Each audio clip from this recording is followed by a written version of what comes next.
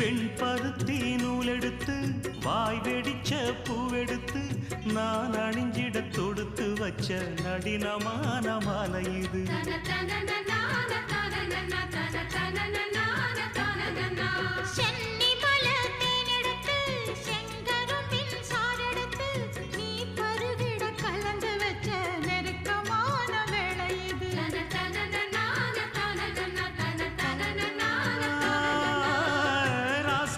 உடம்பிருக்கும் ரவிக்க துணி நானாக அன்னாடம் சூடி கொண்ட ஆசை வச்சாகாதா.